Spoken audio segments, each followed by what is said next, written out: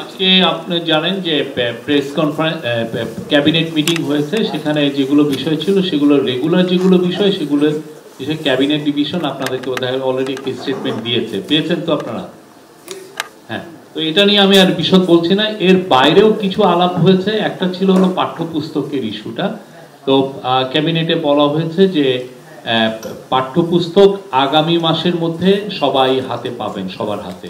আরেকটা যেটা বাজারে একটা মানে চালাচ্ছে যে আগের যেগুলো গভর্নমেন্টের সময় দেখেছেন যে আগের গভর্নমেন্টে ওনারা পাঠ্যপুস্তক উৎসব করতেন ওই একদিনের জন্য, দেখাতে চেতেন যে না পাঠ্যপুস্তকটা সবাই জানুয়ারির 1 তারিখে পাচ্ছেন। কিন্তু আসলে আমরা যা যেগুলো ডেটা পাচ্ছি বা যেগুলো তথ্য পাচ্ছি যে অনেক সময়, বেশিরভাগ সময় 2010-এর পরের থেকে দেখা যাচ্ছে যে ফুল ডিস্ট্রিবিউশন হতে হতে মার্চ এবং কোনো কোনো বছর জুলাই মাসও হয়ে গিয়েছে।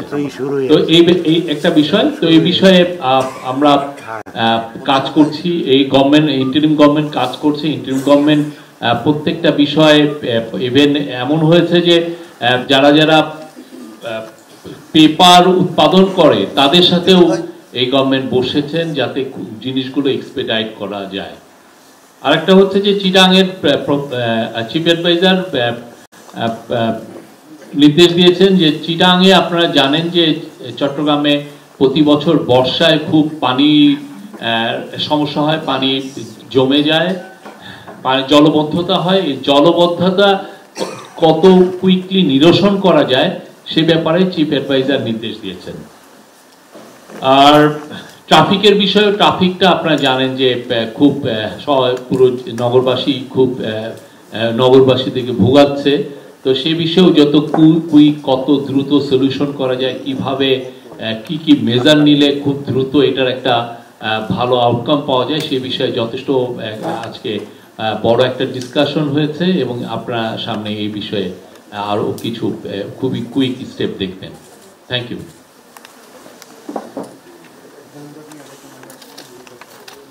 আমি গত 3 বছরের একটা ডেট দিচ্ছি, সেটা হচ্ছে যে 2022 সালে শিক্ষাবর্ষের পাঠ্যপুস্তক সরবরাহের সর্বশেষ তারিখ ছিল 24/3/2022। 2023 শিক্ষাবর্ষে পাঠ্যপুস্তক সরবরাহের সর্বশেষ তারিখ ছিল 17/3/2023। আর 2024 ছিল পাঠ্যপুস্তক সরবরাহের সর্বশেষ তারিখ 27/2/2024। Thank you.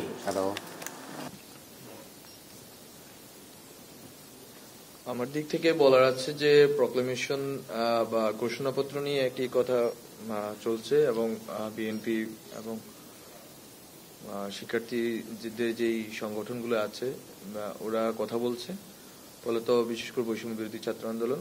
তো এই জায়গা থেকে আসলে সরকারের পদক্ষেপ কি এই বিষয়ে হয়তো আপনাদের আগ্রহ থাকতে পারে।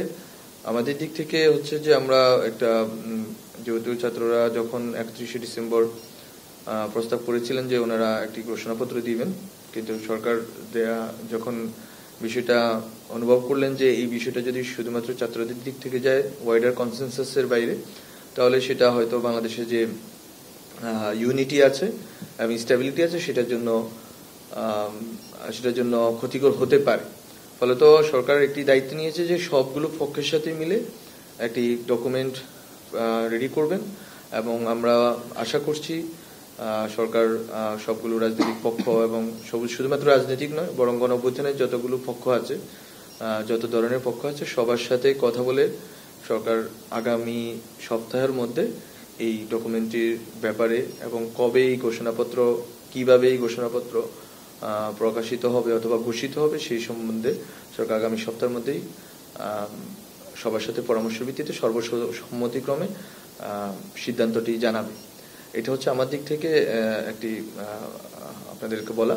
আরেকটি বিষয় আমরা বলতে চাই যে আমরা গত 5ই আগস্টের পরে থেকে দেখেছি যে বাংলাদেশের বিভিন্ন স্থানে মাজার অথবা কাওয়ালি বা গান বা এরকম যে সাংস্কৃতিক বিভিন্ন অনুষ্ঠান আছে এসবের উপরে বিভিন্ন সময়ে হামলা হয়েছে, কিন্তু হামলার ব্যাপারে স্পষ্ট পদক্ষেপ অনেক ক্ষেত্রে নেওয়া সম্ভব হয়নি। আমরা সেজন্য দুঃখিত, কিন্তু আমরা এখন থেকে যেটা ভাবছি যে এখন থেকে কোথাও কোনো গানের আসর অথবা কোনো সুফি সাধকদের মাজার অথবা কোথাও যদি কখনো হামলা হয়, আমরা এখন থেকে যে ব্যবস্থাটা নিব যে আমরা খুবই স্টার্ন মেজার নিব এবং আমরা এখানে কাউকে ছাড় দিব না। এই বিষয়ে আমরা খুবই স্ট্রং পদক্ষেপ নেওয়ার জন্য আমরা প্রতিশ্রুতিবদ্ধ। এবং গতকালকে রাত্রে ময়মনসিংহে যে ঘটনাটা ঘটেছে এই সম্বন্ধে আমরা পদক্ষেপ নিচ্ছি এবং সামনে থেকে যা ঘটবে এবং গত 5 আগস্টের পরে যা ঘটেছে এসব সম্বন্ধে আমরা তথ্য সংগ্রহ করেছি এবং যারা এখানে দায়ী আছে আমরা বলবো যারা এখানে অ্যাগ্রিভড আছেন, বিক্ষুব্ধ আছেন, তারা দ্রুত মামলা করুন, আমরা পদক্ষেপ নিব। Thank you.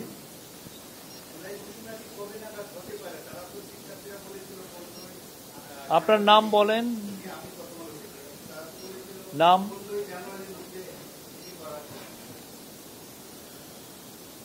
শিক্ষার্থীদের দাবি 15 জানুয়ারি ছিল, কিন্তু সরকার যে জায়গাটি চাচ্ছে যে সবার সাথে যেহেতু কথা বলতে হবে, সরকার হয়তো কিছু সময় বৃদ্ধি হতে পারে, কিন্তু এটা দেরি হবে না, খুব বেশি দেরি হবে না, হয়তো তাদের সময়সীমার কয়েকদিনের মধ্যেই এটা হয়ে যাবে। এবং এটা আমরা আশা করি যে এটা যদি ওয়াইডার কনসালটেশনের ভিতরে 15 জানুয়ারি হয়, 15 জানুয়ারি হতে পারে, কিন্তু সরকার যেটা চাচ্ছে যে সব পক্ষগুলোর সাথেই কনসেনসাসের ভিত্তিতে করুক। এটা আমরা মনে করি শিক্ষার্থীরা এই ধৈর্য ধারণ করবেন, সংযম দেখাবেন এবং এইটা সবার মাধ্যমে যদি হয়, সর্বসম্মতিক্রমে হয়, তাহলেই মনে করি এটা বাংলাদেশের জন্য ভালো হবে, সবার জন্যই ভালো হবে। আপনারা এটা নিয়ে রাজনৈতিক দলগুলোর সাথে কখন থেকে আপনারা বলবেন বা আমরা মূলত ইনফরমালি অনেকের সাথে কথা বলেছি। 31 ডিসেম্বর থেকেই কথা বলছি ইনফরমালি, বাট ফরমালি আমরা আগামী সপ্তাহ থেকে বসা শুরু করব এবং এই বসার ধরন বা প্রক্রিয়া সম্বন্ধে আমাদের দৃষ্টিভঙ্গি হচ্ছে যে অন্তত যেই সব বিষয়ে একটা প্রক্লেমেশনের 2টা পার্ট থাকে বেসিক্যালি, যে প্রথমে থাকে আমরা কি কারণে এটা বলছি এবং আমরা কি চাচ্ছি, 2টা তো থাকে। ডিজাইন, এলিগেন্স, বিউটি, সেরা পণ্য সবার জন্য জেভিকো।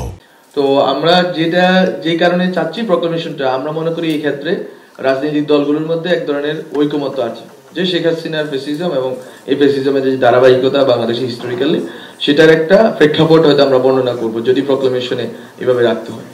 আর প্রক্লেমেশনের দ্বিতীয় পার্টে যেটা আছে যে আমরা কি চাই, এই রাষ্ট্রটা কিভাবে চালিত হবে এখন এই গণঅভ্যুত্থানের গভর্নমেন্ট, সেসব বিষয়ে আমরা মনে করি কয়েকটা বিষয় হয়তো কন্টেনশাস পয়েন্ট থাকতে পারে, বিতর্ক থাকতে পারে, অথবা ওইটা আরো মোর কনসালটেশন দরকার হতে পারে, সেই ক্ষেত্রে আমরা কনসালটেশন করব।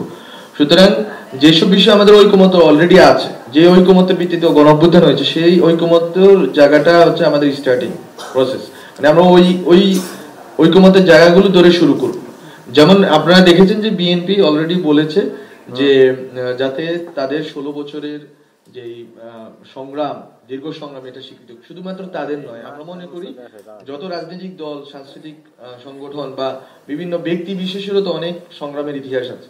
ফলত গত 16 বছরে যারাই নিপীড়নের শিকার হয়েছেন গণতান্ত্রিক লড়াই, সবার কথাই আমরা মনে করি এখানে থাকবে জেনারেল অ্যান্ড ইউনিভার্সাল ল্যাঙ্গুয়েজে, এটা থাকবে। আমরা এটাতে আমরা চাচ্ছি যে এরকম যদি অন্য কারো এরকম প্রস্তাবনা থাকে যেটা পাবলিকলি আমরা পাচ্ছি, মিডিয়াতে পাচ্ছি, এগুলো সবই এখানে অন্তর্ভুক্ত হবে। এটা আমরা চাই ইনক্লুসিভ একটা ডকুমেন্ট, ইউনিফাইড একটা ডকুমেন্ট। উপদেষ্টা, আপনাকে ধন্যবাদ। একটা জিনিস একটু জানার ছিল, 2টা জিনিস বেসিক্যালি। একটা হচ্ছে যে এক ধরনের আলোচনা বৈষম্য বিরোধী ছাত্র আন্দোলনরা পাবলিকলি বলছে যে 72-এর সংবিধান তারা ছুড়ে ফেলে দেওয়ার ঘোষণাও দিয়েছে পাবলিক প্রোগ্রাম থেকে। তো এই প্রক্লেমেশনের সময় এই ইয়েতে থাকবে কিনা? আর আরেকটি বিষয়, সেটা হচ্ছে যে গতকালকে চিফ অ্যাডভাইজার মহোদয় বলেছেন একই সাথে ন্যাশনাল ইলেকশন এবং স্থানীয় সরকার নির্বাচনের প্রস্তুতি চলছে।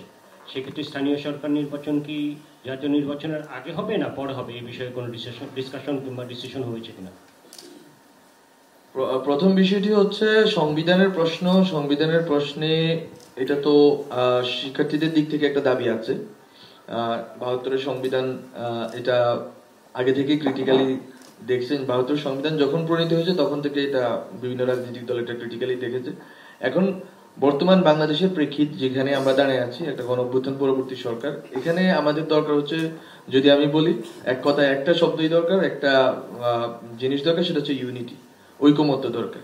এই ঐকমত্যের জায়গাতে যদি আমরা পৌঁছাতে পারি সংবিধানের ব্যাপারে, সংবিধানকে কি করব, আমরা কি করতে চাচ্ছি, এটা প্রস্তাবনা আছে শিক্ষার্থীদের দিক থেকে, অন্যান্য রাজনৈতিক দল থেকে হয়তো এটার বিরোধিতা আছে।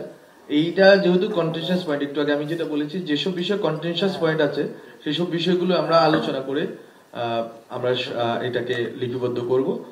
আর নির্বাচনের ক্ষেত্রে যেটা হচ্ছে যে আসলে প্রশাসক দিয়ে আমরা জনগণের কাছে সেবা পৌঁছাতে পারবো কিনা এই বিষয়ে যেহেতু আমাদের সংশয় তৈরি হয়েছে, এবং আসলে আপনি যদি সিটি কর্পোরেশনের দিকে তাকান বা স্থানীয় ইউনিয়ন পরিষদগুলোর দিকে তাকান, অনেক সরকারি সেবা যেটা জনগণ পাচ্ছে না নিয়মিত বা প্রতিনিয়ত পাচ্ছে না।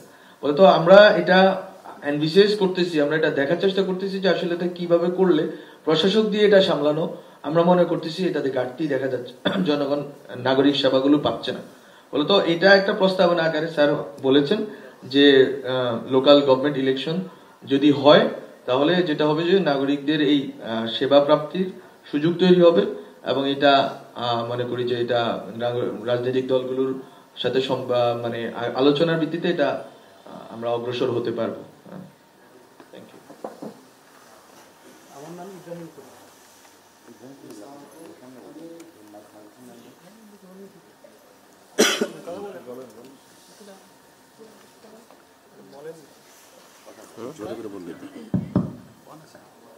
আমি ইব্রাহিম খলিল, আমি দৈনিক সংগ্রাম থেকে বলছি।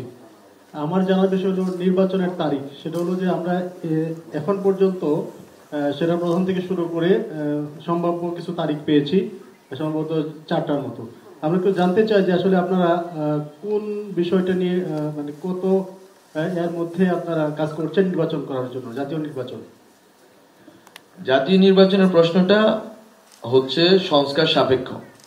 এটা আপনারা অলরেডি ডক্টর মোহাম্মদ ইউনূস ওনার বক্তব্যে, মাননীয় প্রধান উপদেষ্টার বক্তব্যে আপনারা অলরেডি দেখেছেন যে এটা হচ্ছে সংস্কার সাপেক্ষ। আমরা সংস্কার কমিশনগুলোর রিপোর্ট এই মাসের মধ্যে পাবো, আশা করি কয়েকটা রিপোর্ট পাবো যেগুলো নির্বাচন সংশ্লিষ্ট। যে প্রথম যে 6টি কমিশন হয়েছিল ওই 6টি কমিশন মূলত নির্বাচন সংশ্লিষ্ট কমিশন, নির্বাচনের সাথে সম্পৃক্ত, যেমন দুর্নীতির বিষয় আছে, পুলিশ প্রশাসন মানে সিভিল অ্যাডমিনিস্ট্রেশন, তারপর হচ্ছে আরো যেসব বিষয় আছে, judiciary and constitution and election commission. তো এই কমিশনগুলো বেসিক্যালি যেই সংস্কারগুলো করবে বা প্রস্তাবনাগুলো দিবে এগুলো মূলত ইলেকশন কেন্দ্রিক। সুতরাং আপনি দেখতে পাচ্ছেন যে এই মাসে বা যে সময়সীমা আছে ওনারা যখন এই প্রস্তাবনাগুলো দিবেন এগুলো নিয়ে তো আমরা আগেই বলেছি যে রাজনৈতিক দলগুলোর সাথে আমরা একটা কনসালটেশনে ঢুকবো, প্রসেসে ঢুকবো, এবং অন্যান্য স্টেক হোল্ডারদের সাথে কনসালটেশন প্রসেসে ঢুকার পর আমরা আসলে ঠিক করব, রাজনৈতিক দলগুলো ঠিক করবে যে কতটা সংস্কার আমরা করতে চাই এই রাষ্ট্রের। ওই সংস্কার যদি মধ্যমেয়াদী হয়, দীর্ঘমেয়াদী হয়, স্বল্প মেয়াদী হয়, বা কি ধরনের সংস্কার, এটা যদি ঠিক হয় ওই সংস্কারের মেয়াদ অথবা পরিধির ভিত্তিতে আমি মনে করি নির্বাচনের ডেট ঠিক হবে। সুতরাং এটা আজকালকের মধ্যেই ঠিক হওয়াটা আমি মনে করি না এটা যৌক্তিক হবে, বরং সংস্কার কমিশনগুলোর রিপোর্ট যখন হবে এবং এটার ভিত্তিতে যখন রাজনৈতিক দলগুলোর সাথে কনসালটেশন হবে তখন এটা স্পষ্ট হবে। এখানে আজকে বিএনপির একজন সিনিয়র নেতা বলেছেন যে শেখ হাসিনার পলায়নের মাধ্যমে 90% সংস্কার হয়ে গেছে, দ্রুত নির্বাচন দেন, কি বলবেন? এটা আসলে নো কমেন্টস আর কি, এটা বলার ওনার বক্তব্য উনি হয়তো বলেছেন, হ্যাঁ উনি হয়তো এইভাবে ভেবেছেন।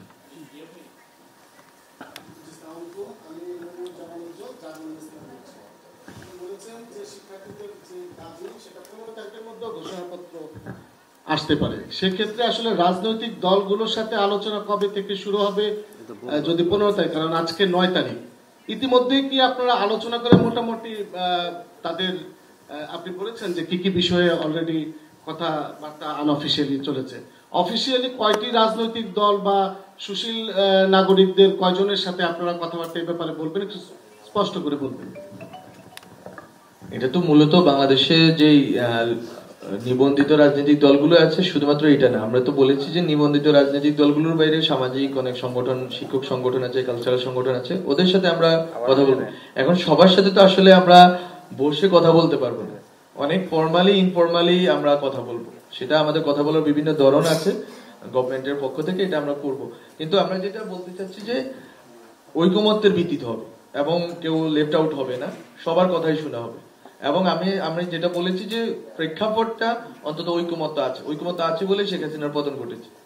পরবর্তী আমরা কি করব, কতটুকু সংস্কার করব, কি কি বিষয় নিয়ে আমরা এনভিশন করি, ওইটা হয়তো মানে আলোচনা যাবে, যেমন এই যে সংবিধান সংস্কার নাকি সংবিধানকে বাতিল করার প্রশ্নটা, এটা আমরা আলোচনা করে ঠিক করব।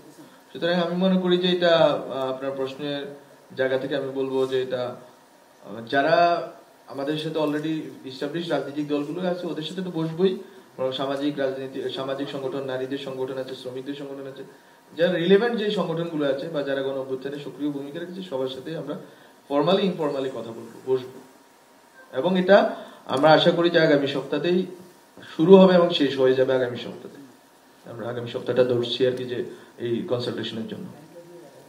এবং আরেকটা বিষয় আমি একটু বলে রাখি, এটা বিষয়টা নিয়ে অনেক জলগোলা হবে, সেটা হচ্ছে যে ঘোষণাপত্র কিন্তু প্রস্তাবনা স্টুডেন্টরাও দিয়েছে, অলরেডি তারা একটা প্রস্তাবনা দিয়েছে, এবং ঘোষণাপত্র কিন্তু সরকার দিবে না। সরকার ঘোষণাপত্রকে এবং ঘোষণাপত্রের যে প্রক্রিয়াটা এটা ফ্যাসিলিটেট করছে, কিন্তু ঘোষণাপত্র আসবে সবার ঐকমত্যের ভিত্তিতে, সব রাজনৈতিক পক্ষ এবং দল এবং সাংস্কৃতিক সামাজিক সংগঠনগুলোর ঐকমত্যের ভিত্তিতে। সুতরাং এই দুইটা জিনিস কিন্তু ডিফারেন্স। আমরা গভর্নমেন্ট নিজে বানাইয়া কোনো প্রক্লেমেশন আমরা দিচ্ছি না, বরং সবার ঐকমত্যের ভিত্তিতে শিক্ষার্থীদের প্রস্তাবনা এবং সবার ঐকমত্য, এই ভিত্তিতে প্রস্তাবনাটি যাবে, ঘোষণাপত্রটি প্রণীত হবে এবং ঘোষিত হবে। জি, আমি কাউন্সিলর আজম বিপু, কাজ করি জিটিভিতে। আমার দুইটি কোশ্চেন আছে। একটি হলো, আমরা দেখেছি যে নির্বাচনের জন্য সবচেয়ে গুরুত্বপূর্ণ ভূমিকা পালন করে একদিকে আনসার, অন্যদিকে পুলিশ। তো আপনারা কি মনে করছেন যে এই মুহূর্তে স্থানীয় সরকার নির্বাচন করবার জন্য বাংলাদেশের পুলিশিং সিস্টেম এবং আনসার এটা প্রস্তুত কিনা, এটা আপনাদের বক্তব্য দেবেন। আরেকটা বিষয় হলো, ঝিনাইদহের মহেশপুর উপজেলায় একটি নদী সীমান্ত এলাকায় যেটি ভারতের দখলে ছিল, বিজেপির পক্ষ থেকে দাবি করা হয়েছে সেটি দখলমুক্ত করা হয়েছে। এই বিষয়ে সরকারের পক্ষ থেকে কোনো কিছু খোলাসা করবেন কিনা? ধন্যবাদ। আপনারা এটা আরো সামনে এগুলো দেখবেন। আর ওইটার বিষয়ে আমার মনে হয় যে অলরেডি এসছে, নিউজ পেপারে এসছে। আপনি বিজেপির পক্ষ থেকে বলা হয়েছে ওখানকার, হ্যাঁ, বিজেপি এখানে রাইট অথরিটি, সরকারের সাথে পক্ষে কথা বলবেন না? বিজেপি অলরেডি বক্তব্য দিয়েছে, শহীদ ভাই। বিজেপির বক্তব্যই আমাদের বক্তব্য। Okay, thank you. Thank you. আমার মনে হয় আচ্ছা,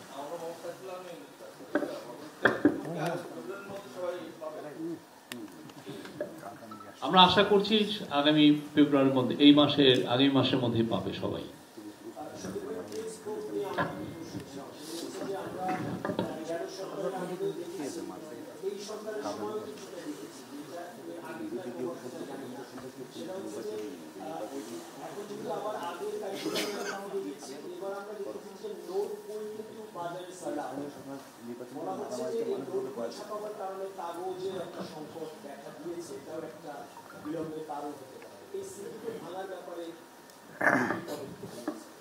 নোটবুকের বিষয়টা খুবই একটা কমপ্লেক্স একটা বিষয়। এটা নিয়ে আমি বলছি, সেটা নোটবুকের বিষয়, এখানে অনেক প্রাইভেট কোম্পানি জড়িত, অনেক বিষয় এটার সাথে। এটা একটা স্ট্রাকচারাল ইস্যু, হঠাৎ করে এটা তো আর সলিউশন হয় না। আর আমি জানি, আমরা যারা নেনসিটি, আমাদের যে আপনি দেখেন, আমরা এই গভর্নমেন্ট ডিউটি নিয়েছে হচ্ছে অগাস্টের 8 তারিখে, তারপরেই আমরা এই কাজগুলো শুরু করেছি। অন্যান্য বছরে যেটা হয় যে এনসিটিভি এই টেক্সট বুকের কাজ শুরু করে দিচ্ছে জুন জুলাই মাসেই শুরু করে দেয়। তা আমরা দেরিতে নিয়েও আমরা দেখেন কতটা এক্সপেডাইট করেছি। আর প্রতি বছর তো স্কুল স্টুডেন্টদের সংখ্যা বাড়ছে, কমছে তো না। আর এই বিষয়ে আমাদের অনেকটা সিরিয়াসনেস ছিল, এবং আমরা যেগুলো অবস্ট্যাকল আমরা ফেস করেছি সেগুলোকে ক্লিয়ার করা হয়েছে। এবং এই ক্ষেত্রে আরো অনেক নতুন নতুন আইডিয়া আমরা এক্সপ্লোর করছি। এবং সবচেয়ে যেটা গুরুত্বপূর্ণ ছিল, আপনি দেখবেন যে আমাদের এটা তো অনেক কয়েক হাজার কোটি টাকার এটা একটা প্রকল্প। দেখা যাচ্ছে যে পুরো কাজটা চলে গেল কোথায়? বর্ডারের ওই পারে, ওইখানে জব তৈরি হচ্ছে, ওইখানের পেপার কোম্পানিগুলো ফুলে ফেঁপে উঠছে, ওইখানে প্রিন্টিং কোম্পানিগুলো যারা প্রিন্টিং করছে তারা ফুলে ফেঁপে উঠছে। সেই জায়গাটা থেকে আমরা এখানে নিয়ে এসে আমাদের দেশীয় ইন্ডাস্ট্রি আমরা দেখাতে চাচ্ছি যে তাদের সেই সক্ষমতাটা আছে, এবং সেই সক্ষমতাটা তারা প্রমাণ করেছেন। অলরেডি আপনি আমাদের ডেপুটি প্রেস সেক্রেটারি পরশুদিন কিন্তু বলেছেন যে অলরেডি কত 11 লক্ষ অলরেডি প্রিন্টিং হয়ে গেছে। 11 কোটি। তো সেই জায়গা থেকে আমি তো মনে করি যে এটা আমাদের জন্য অনেক সাকসেস, আমাদের প্রিন্টিং ইন্ডাস্ট্রিটা জন্য এটা একটা বিগ একটা বুস্ট আমি বলবো। এবং অ্যাট দ্য সেম টাইম আমাদের যারা পেপারে যারা অনেক ইনভেস্ট, আমাদের অনেক বড় বড় কোম্পানি পেপারে অনেক ইনভেস্টমেন্ট করেছেন, তাদের জন্য এটা একটা খুবই সুখবর। তো আমরা আশা করছি এটা আরো এফিশিয়েন্ট সিস্টেম আমরা আরো তৈরি করতে পারবো। আশা করা যায় আগামী বছর আপনারা ঠিক 1 তারিখে বই পাবেন। Thank you. জি, আমার নাম তানভীর খন্দকার, আমি দীপ্ত টেলিভিশনে কাজ করি। আমি একটু আরেকটা হচ্ছে যে আমরা পিডিএফটা আমরা দিয়েছি হচ্ছে 1 তারিখে। তো পিডিএফটা 1 তারিখে দেওয়ার কারণে যেগুলো অনেক স্কুল আছে তো একটু রিচ, তারা কিন্তু খুবই দ্রুত এটা নামিয়ে ফেলতে পারছেন। বা গ্রাম অঞ্চলেও দেখা যাচ্ছে যে পিডিএফ থেকে অনেকে যেগুলো বই পাচ্ছেন না খুব দ্রুত নামিয়ে কিন্তু তারা কাজ করতে পারছেন, যেটা করোনার সময় হয়েছে সেটার আমরা কিছু রেপ্লিকেশন এখন দেখছি। তো এটা একটা গোল। আমরা ঠিক 1 তারিখে সবাই পিডিএফ পাচ্ছেন, সবাই কেউ বলছেন না যে আমি এবার টেক্সট বুকটা আমরা দেখি না, এখনো কেউ কিন্তু এটা বলছেন না। পিডিএফটা সবার কাছেই আছে। হোপফুলি আমরা যেই সমস্যাগুলো এবার ফেস করলাম স্ট্রাকচার, সেগুলো নিয়ে তো ইন্টেন্সিভলি আমরা কাজ করছি, এটার ভবিষ্যতে ইনশাআল্লাহ এটা ফেস হবে না। Thank you. জি, আমার নাম তানভীর খন্দকার, আমি দীপ্ত টেলিভিশনে কাজ করি। জনাব উপদেষ্টা, আপনার কাছে আমার প্রশ্ন, আমার সহকর্মী গাজী টেলিভিশনের সহকর্মী একটু আগে যে প্রশ্নটি করেছিল যে আপনারা নির্বাচন নিয়ে আমরা কথা বলছি, কিন্তু নির্বাচনে আনসার এবং পুলিশ নিরাপত্তার জন্য সবচেয়ে বড় ভূমিকা পালন করে থাকে। তাহলে সেক্ষেত্রে আপনি কি বলবেন যে নির্বাচন দেওয়ার ক্ষেত্রে পুলিশ এবং আনসার তাদের সেই সক্ষমতা বা তারা প্রস্তুত কিনা নিরাপত্তা দেওয়ার ক্ষেত্রে? বিষয়টি হচ্ছে যে পুলিশের যেই বিষয়টা আপনারা জানেন যে